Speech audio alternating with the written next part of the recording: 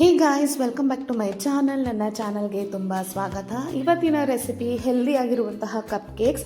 ಇಲ್ಲಿ ನಾನು ಮುಂಚೆನೇ ನೆನೆ ಇಟ್ಟಿದ್ದೀನಿ ಉತ್ತತ್ತಿ, ಆಮೇಲೆ ಗೋಡಂಬಿ, ಆಮೇಲೆ ಬಾದಾಮಿ. ನೀವು ಆಪ್ಷನಲ್ ಬೇರೆ ಯಾವ್ದು ಬೇಕಾದರೂ ತೊಗೊಳ್ಬೋದು. ಅದಾದ ನಂತರ ಇಲ್ಲಿ ನಾನು ಏನಂತಾರೆ ನೀರಲ್ಲಿ ಬೆಲ್ಲನ ಕರಗಿಸಿ ಈ ರೀತಿ ಹಾಕ್ತಾ ಇರೋದು ಕ್ವಿಕ್ಕಾಗಿ ಬೇಗ ಆಗಲಿ ಅಂತ. ಸೊ ಹಾಗಾಗಿ ಬಿಸಿ ನೀರನ್ನು ಮಿಕ್ಸ್ ಮಾಡಿದ್ದೆ. ಸೊ ಎಷ್ಟಾಗಿದೆಯೋ ಅಷ್ಟು ಹಾಕಿ ಉಳುಕಿದ್ದನ್ನು ಹಾಗೆ ಹಾಕಿ ಒಂದು ಸ್ವಲ್ಪ ಯಾಲಕ್ಕಿ ಪುಡಿ ಘಮ ಘಮ ಬರಲಿಕ್ಕೆ. ಸೊ ಎಲ್ಲ ಆದ ನಂತರ ನಾನು ಈ ರೀತಿ ಗ್ರೈಂಡಾಗಿ ಪೇಸ್ಟ್ ಮಾಡ್ಕೊಂಡಿದ್ದೀನಿ. ಸ್ವಲ್ಪ ಜಾಸ್ತಿನೇ ಆಗಿತ್ತು, ಹಾಗಾಗಿ ತೆಗೆದಿಟ್ಕೊಂಡಿದ್ದೀನಿ. ಮುಂಚೆನೇ ಒಂದಿಷ್ಟು ಒಮ್ಮೆ ಮಾಡಿಟ್ಟಿರ್ತೀನಿ ಇಮಿಡಿಯೇಟಾಗಿ ಮಾಡಲಿಕ್ಕೆ. ಸೊ ನನಗೆ ಎಷ್ಟು ಬೇಕೋ ಈ ಸದ್ಯಕ್ಕೆ ಅಷ್ಟನ್ನು ನಾನು ಯೂಸ್ ಮಾಡ್ತಾ ಇರೋದು. ಇಲ್ಲಿ ನಾನು 4 ತುಂಬ ಹಣ್ಣಾಗಿರುವಂತಹ ಬಾಳೆಹಣ್ಣು, ಇನ್ನೇನು ತಿನ್ನಲಿಕ್ಕೆ ಆಗೋದಿಲ್ಲ ಅಂತ ಅಂದಾಗ ಈ ರೀತಿ ಬಾಳೆಹಣ್ಣು ಉಳಿದಾಗ ಒಗೆಯೋಕ್ಕಿಂತ ಮುಂಚೆ ಈ ರೀತಿ ಮಾಡಿ ತುಂಬ ಟೇಸ್ಟ್ ಆಗಿರುತ್ತೆ ಈ ಮಫಿನ್ಸ್. ಸೊ ನಾನು 4 ಬಾಳೆಹಣ್ಣ ಯೂಸ್ ಮಾಡಿದ್ದೀನಿ. ಆಮೇಲೆ ಕಲರ್ ಬರಲಿಕ್ಕೆ ಕೋಕೋ ಪೌಡರ್ ಹಾಕ್ತಾ ಇರೋದು. ಇದು ಸ್ವೀಟ್ ಇರೋದಲ್ಲ, ಸ್ವೀಟ್ ಲೆಸ್ ಇರೋದು. ಸೊ ಇಲ್ಲಿ ನಾನು ಸಿರಪ್ ಹಾಕ್ತಾ ಇದ್ದೀನಿ, ಜೇನುತುಪ್ಪ. ಅದಾದ ನಂತರ ಒಂಚೂರು ಮಿಲ್ಕ್ ಪೌಡರ್. ನೀವು ಜೇನುತುಪ್ಪ ಬದಲು ಕೂಡ ಬೆಲ್ಲ ಜಾಸ್ತಿ ಹಾಕ್ಬೋದು.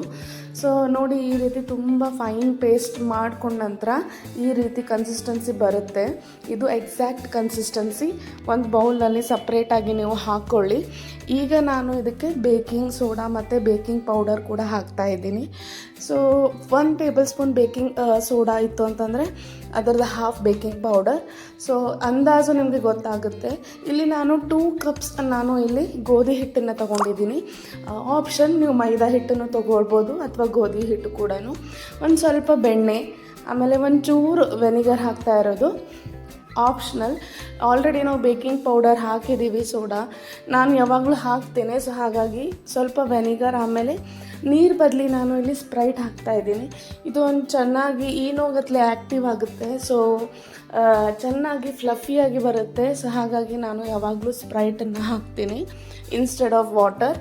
ಸೊ ಇಲ್ಲಿ ಚೆನ್ನಾಗಿ ಒಂದೇ ಡೈರೆಕ್ಷನ್ನಲ್ಲಿ ಕಲಸಿ, ಏನಂತಾರೆ ಕಟ್ ಆ್ಯಂಡ್ ಫೋಲ್ಡ್ ಮೆಥಡ್ ಅಂತ ಹೇಳ್ತಾರಲ್ಲ.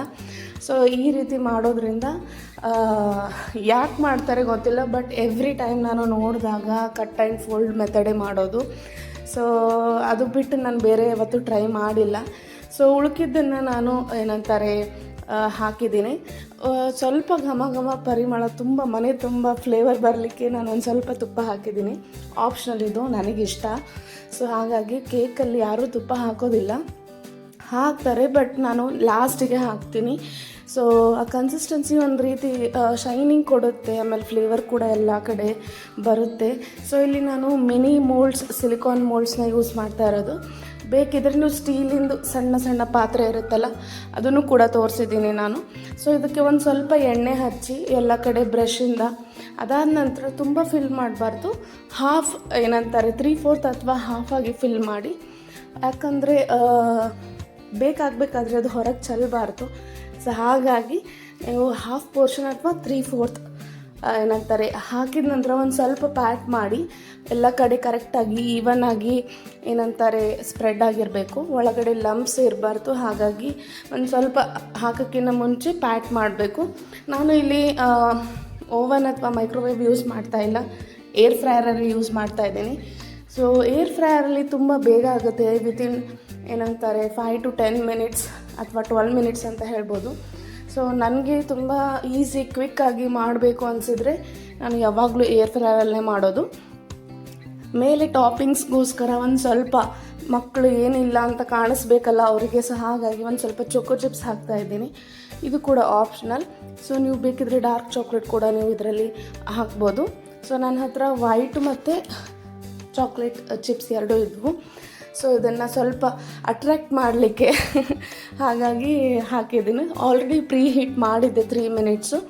ಸೊ ಈಗ ನಾನು ಎಷ್ಟು ಹಿಡಿಯುತ್ತೆ ಅಂದರೆ ಅಟ್ಲೀಸ್ಟ್ 9 ಹಿಡಿಯುತ್ತೆ ಕಪ್ ಕೇಕ್ಸು. ಒಂದು ಸ್ಟೀಲಿನ ಕೂಡ ಇಟ್ಟಿದ್ದೀನಿ ನಿಮಗೆ ತೋರಿಸ್ಲಿಕ್ಕೆ. ಪ್ಲಾಸ್ಟಿಕ್ ಅಥವಾ ಯಾವುದೇ ರೀತಿ ಬಳಸಬಾರ್ದು ಏರ್ ಫ್ರೈಯರಲ್ಲಿ. ಸೊ ಈಗ ನೋಡಿ, ಆಲ್ಮೋಸ್ಟ್ 12 to 13 ಮಿನಿಟ್ಸ್ ಆಗಿದೆ. ನೋಡ್ಬೋದು ಎಷ್ಟು ಚೆನ್ನಾಗಿ ಬಂದಿದೆ ಅಂತ. ಕ್ವಿಕ್ಕಾಗಿ ಇಮಿಡಿಯೇಟಾಗಿ ಬೇಕು ಅಂದಾಗ ಏನಂತಾರೆ ಟೈಮೇ ಬೇಕಾಗಿಲ್ಲ ಇದಕ್ಕೆ. ಸೊ ಹಾಗಾಗಿ ನಾನು ಯಾವಾಗಲೂ ಈ ರೀತಿ ಕಪ್ ಕೇಕ್ಸ್ ಮಾಡೋದು.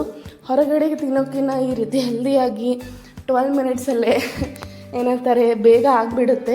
ಸೊ ಮಕ್ಕಳು ಕೂಡ ಇಷ್ಟಪಟ್ಟು ತಿಂತಾರೆ, ನಾವು ಕೂಡ ಗಿಲ್ಟ್ ಫ್ರೀ ತಿನ್ಬೋದು. ಸೊ ನೋಡಿ ಇಷ್ಟ ಆಯಿತು ಅಂತ ಅನ್ಕೋತೀನಿ. ಟ್ರೈ ಮಾಡಿ, ಇಷ್ಟ ಆದರೆ ಶೇರ್ ಮಾಡಿ ನಿಮ್ಮ ಫ್ರೆಂಡ್ಸ್ ಮತ್ತು ಫ್ಯಾಮಿಲಿ ಮೆಂಬರ್ಸ್ಗೆ. ಮತ್ತು ನಾನು ಮುಂದಿನ ವ್ಲಾಗಲ್ಲಿ ಸಿಗ್ತೀನಿ. ಅಲ್ಲಿವರೆಗೂ ನೋಡ್ತಾ ಇರಿ, ನಗ್ತಾ ಇರಿ, ಖುಷಿಯಾಗಿರಿ.